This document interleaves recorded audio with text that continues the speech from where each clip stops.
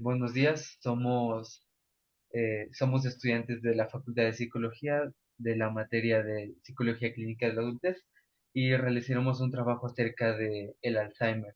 Estamos aquí con el entrevistado que va a ser Roberto Almeida. Y bueno, antes de empezar, primero tenemos el consentimiento informado que ya se lo pasamos bueno, el consentimiento informado está ahí claro que es parte de un trabajo y que, bueno, esta información será presentada aquí en la universidad. Entonces, bueno, si nos puedes ayudar presentándote, Roberto, y en qué semestre estás para empezar. Bueno, buenas noches con todos. Mi nombre es Roberto Almeida. Soy estudiante de la Facultad de Psicología, de la carrera de Psicología Clínica. Actualmente estoy cursando el octavo semestre y pues sí, ya leí las pautas del consentimiento y estoy dando mi visto para el mismo. Listo. Entonces, bueno, para empezar, dar introducción al tema del Alzheimer, te vamos a preguntar cómo tú podrías definir la enfermedad del Alzheimer. Ya, cabe recalcar, ¿no? Que dentro de toda la entrevista yo voy a hacer énfasis en lo que yo recibí en la materia de psicopatología general a cargo de un profesor que yo estimo mucho, que es el profe Iván Cadena. Y también en base a familiares, ¿no? Que padecen. Ah, y otra cosa.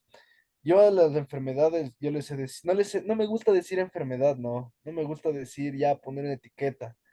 También eso se me quedó grabado por una profesora también que yo estimo demasiado de la facultad. Yo en toda la entrevista voy a decir el mal de Alzheimer.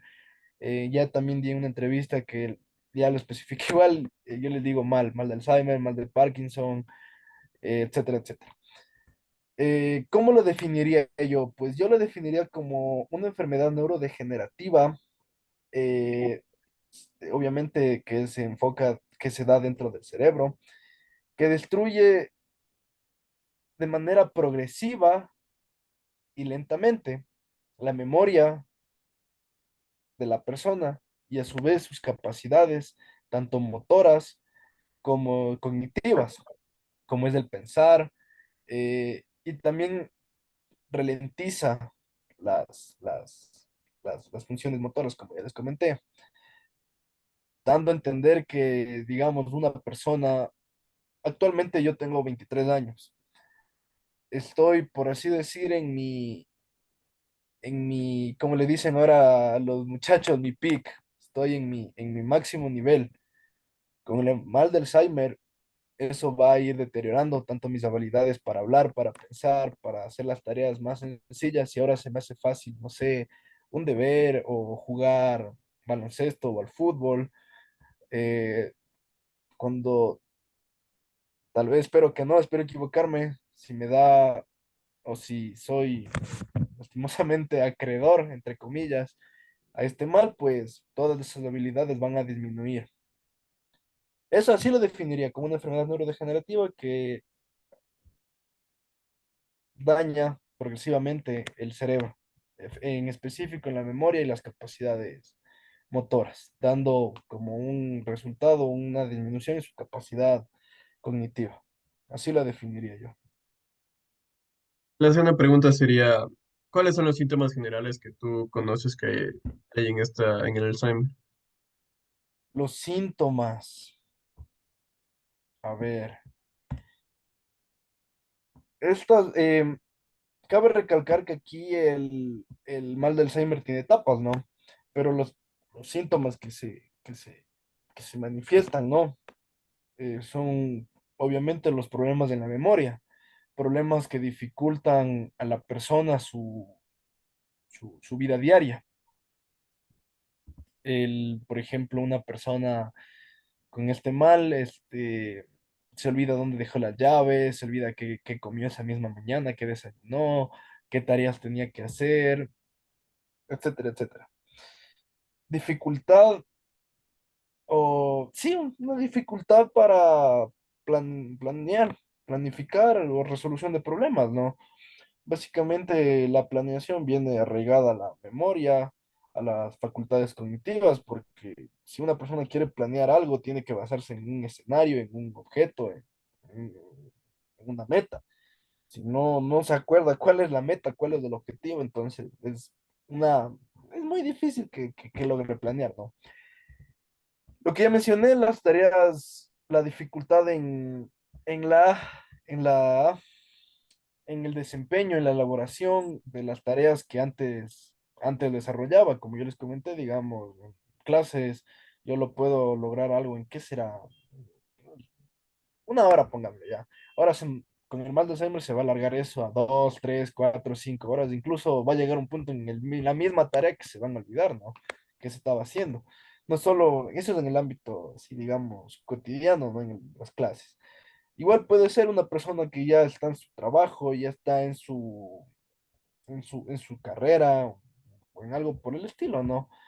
Y también, este, puede ser también en su tiempo libre, o sea, en sus actividades que son para él.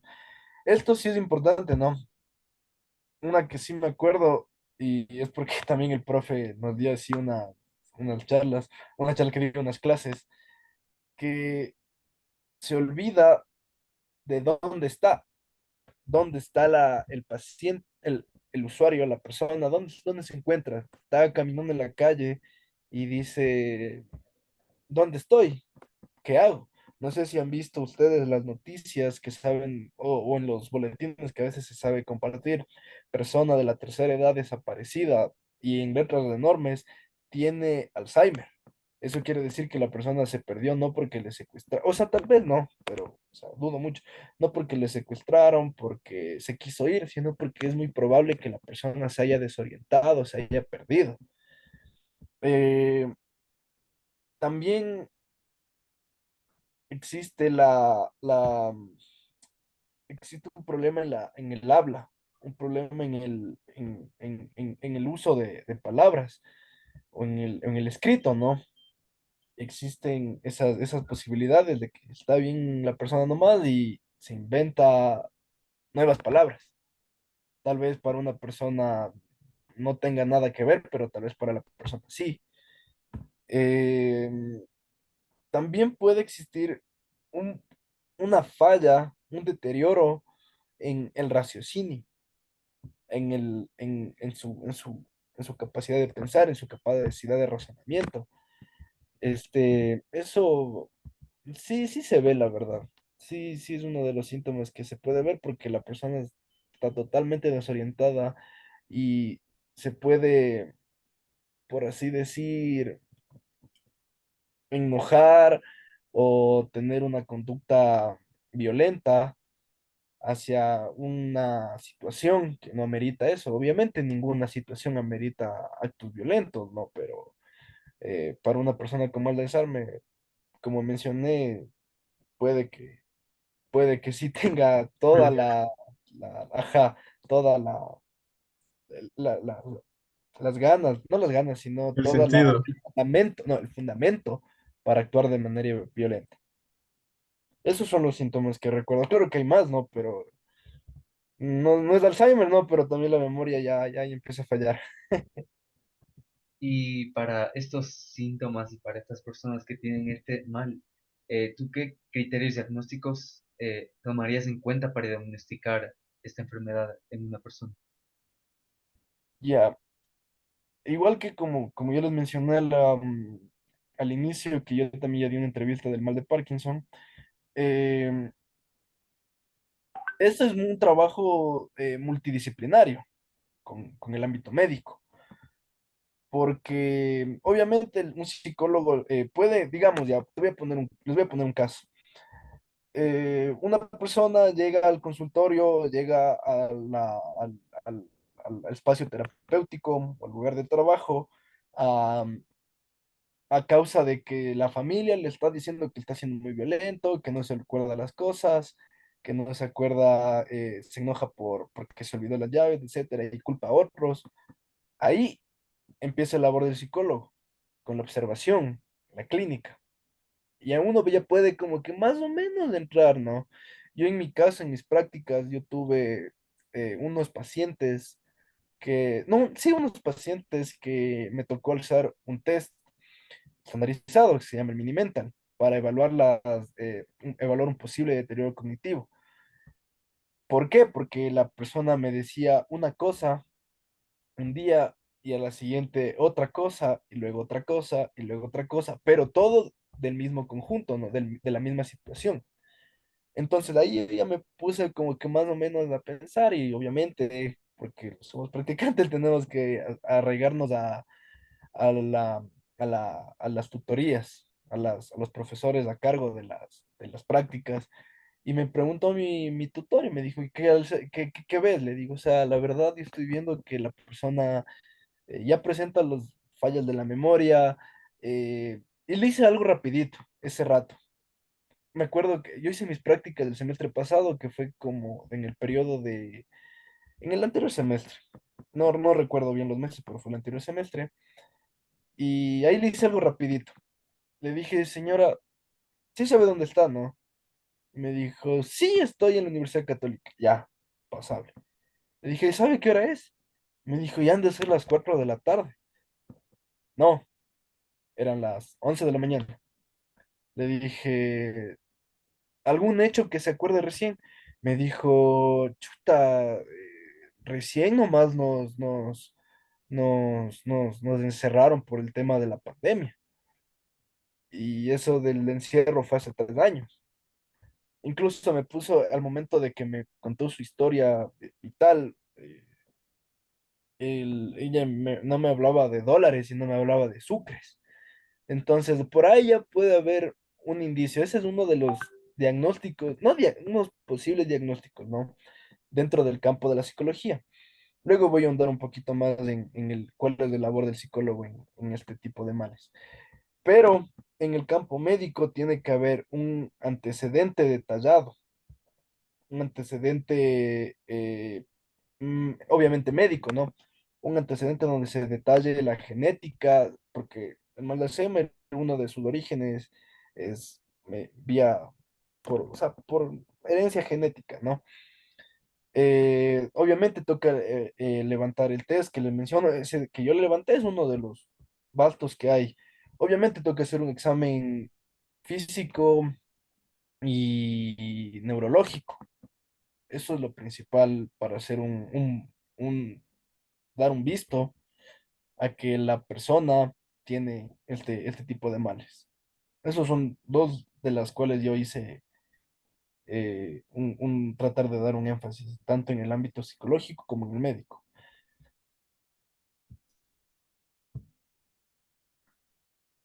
Y eso. No sé si me hablaste también de etapas, no sé si tú sabes cuáles son las 4 etapas del Alzheimer. Las etapas del Alzheimer ya son, si no me falla el cálculo, son 6 o 7. 6 o 7, me voy más por el 7. Ya, a ver, déjame ver si me acuerdo. Ya, a ver, obviamente la primera es la que no se percibe, ¿no? La sintomática. La que uno dice, a ver, se olvida una cosa y dije, ya, bueno, ya, me olvidé ya. Ha de ser algo normal. Esa es la sintomática. La segunda ya son olvidos un poquito más elevados. Como que yo dejé aquí plata y alguien se me llevó mi plata. Puede que sí, puede que no. O puede que sí dejó, pero eso fue hace 10 años. La tercera, aquí sí, sí, son siete, porque la tercera ya es un deterioro cognitivo, leve, pero ya el deterioro, ya se empieza a dar un problema en el pensamiento, un problema en donde se ubica, un problema espacio-temporal. Ya la cuarta, ya es básicamente una más o menos, o sea, de la tres, una más, ya está más elevada. La quinta, obviamente, ya es, chuta, ya toca tener una observación netamente base a los diagnósticos. Tienen que ya usar. Yo, o sea, lo que me recomendó mi tutora, o sea, no me recomendó, sino me recomendó para mi vida profesional. me dijo que apenas yo ya estoy viendo sus síntomas, toca ver rápido en qué etapa está, en qué fase, porque dependiendo de eso se puede hacer el tratamiento farmacológico, con el objetivo obviamente de dar una constancia de que la persona ya está con ese tipo de males. Después de la quinta llega ya obviamente la grave y la severa. No voy a andar en cuáles son los síntomas, porque son los síntomas, los mismos síntomas que la tercera. Lo mismo, pero obviamente con más incidencia, con más magnitud, con una... Si antes me olvidaba dónde me olvidé las llaves, ahora me voy a olvidar hasta dónde es el baño de mi propia casa, o cuál es el número de mi casa, o si tengo carro, si tengo perros, si tengo hijos, no tengo hijos. Esa ya es una etapa obviamente más elevada, ¿no? Ay, se me olvidaba decirles también, eh, obviamente, como les dije en la pregunta anterior, esto es mediante herencia genética, ¿no? Esta enfermedad se da mediante herencia genética. No sé si tengo una pregunta en base a eso, si no me estoy adelantando. No, no. No, entonces ya. Esto se da por herencia genética, pero sin embargo, también puede darse por, o sea, no quiero decir, pero tal, puede ser también por algún, algún golpe en el cráneo encefálico. O sea, no es tanto, pero más tiene que ver con la combinación de factores genéticos, y ambientales. A lo que yo me refiero con tal vez golpes en el cráneo encefálico, no es que alguien cogió y le dio un golpe, sino me refiero a un estilo de vida que llevaba la persona. Puede ser que la persona, no sé, no se alimentaba bien, eh, o estaba expuesto constantemente a un ambiente, a un escenario donde el cerebro era muy expuesto a esos factores de riesgo que les menciono durante un tiempo largo. Eso. Ya. Y bueno, en base a lo que tú conoces, tu experiencia y todo eso, ¿cuál crees que es el síntoma más frecuente en el Alzheimer, el que más se ha repetido o el que más se repite en todos los casos? Obviamente es del olvido y las dificultades motoras. Esos dos son los síntomas que más se perciben. Y cuando me refiero a actividades motoras, no me refiero a poder hacer esto o poder hacer esto, sino a mí me refiero a poder ir al baño, poder, o sea, cosas de la vida, no de la vida, sino o sea, netamente de la persona, ¿no? Como comer, dormir, ir al baño, obviamente. Eso es lo que más se manifiesta. También cabe recalcar que a las personas en esta última etapa necesitan un cuidado constante, un cuidado 24/7, los 365 días del año. Necesitan tener a alguien básicamente que les ayude, porque, como les menciono, puede olvidarse de comer, hasta de comer o de ir al baño. Entonces, y si vive sola, o sea, básicamente va a ser una persona acostada o sentada o tirada en el piso, haciendo sus necesidades biológicas, donde está. Necesita una atención netamente personalizada y completa. Además de que obviamente es susceptible a enfermedades, eh, a infecciones, perdón. Eso les quería decir. También que esta etapa, ya la última ya es la más complicada, la que yo he podido tanto aprender dentro de la carrera como yo palpar con familiares que les menciono. Ese es uno de los síntomas más frecuentes en última etapa. Y justo me mencionas que, o sea, lo que existen los cuidados y todo. Como mencionas también que habías sido como un paciente en prácticas. ¿Qué técnicas o cómo fue la intervención con el paciente? ¿O cómo intervendrías tú como paciente así? A ver, primero voy a detallar en base a mi experiencia y en base a la, ¿cómo se llama esa palabra? Se me fue. A la literatura. En base a mi experiencia, lo que yo hice fue primero, como les menciono, hacer un test rapidito de orientación espacio-temporal. Dependiendo de eso, obviamente, como les menciono, hablé con mi supervisor y mi supervisor me dio el visto bueno para levantar el mini mental. Una vez levantado el mini mental, salió la calificación baja, no baja, sino la que estandarizada, estándar para, para, para diagnosticar un posible mal de Alzheimer.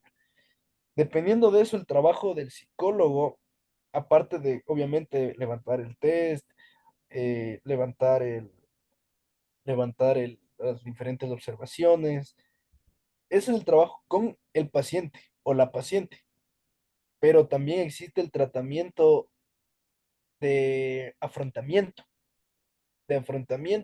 y de convivencia, ¿no? Afrontamiento a la enfermedad, porque si es una paciente, obviamente, si la paciente ya está en una condición en la que no tiene un pensamiento, o sea, certero, toca comunicarse con la persona, con su red de apoyo, con la persona con las personas que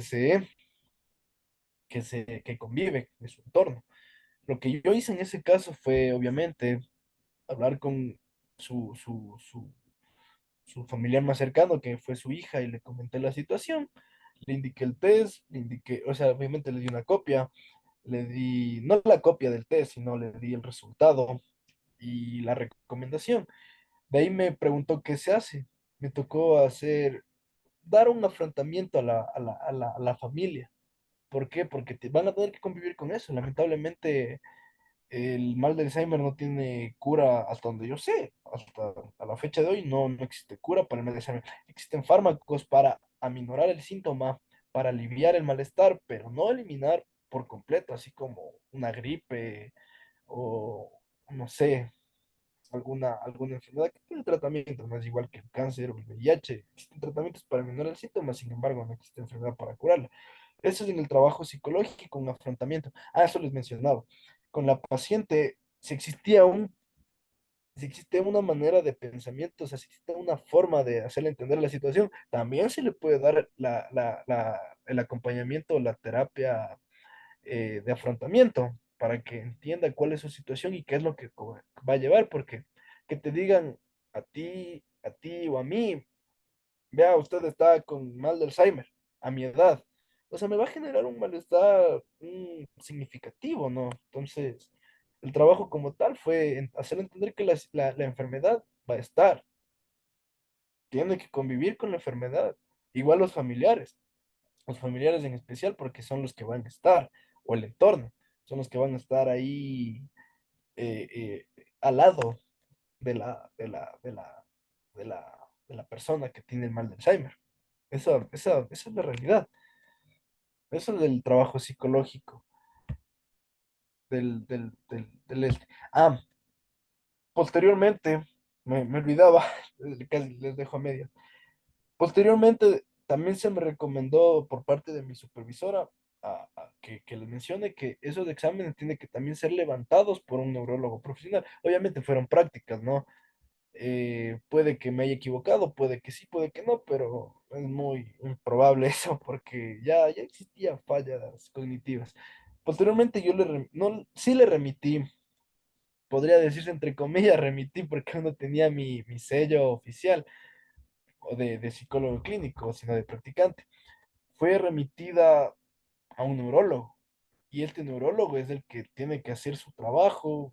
Ahí sí, si me preguntan cuál es el trabajo del neurólogo, solo sé que es evaluar las facultades cerebrales. De ahí, ¿qué harán, qué no harán? No lo sé.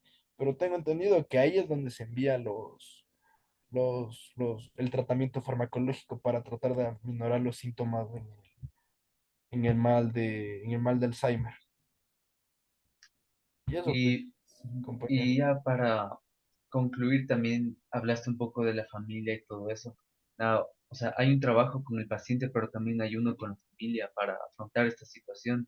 ¿Cómo tú trabajarías con la familia de la persona que tiene este mal?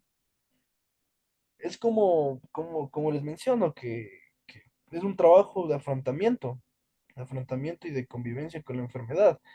Obviamente, más que todo también para que ya quede claro que como les menciono, el mal de Alzheimer es obviamente uno de sus factores, de sus causales, de sus causas, es la genética. Si la familia, que por lo general, hay una, si no me falla el cálculo, hay una incidencia en la, en la, ¿cómo se llama?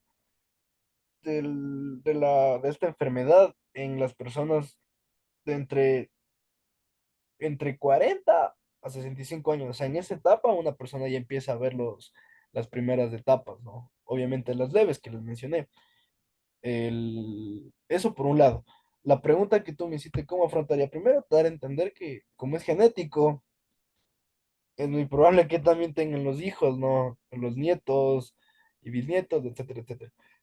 Es netamente con el afrontamiento de entender la situación, la problemática y no estar así todos los días levantándose y diciendo, tengo Alzheimer o me va a dar Alzheimer y me voy a olvidar de las cosas.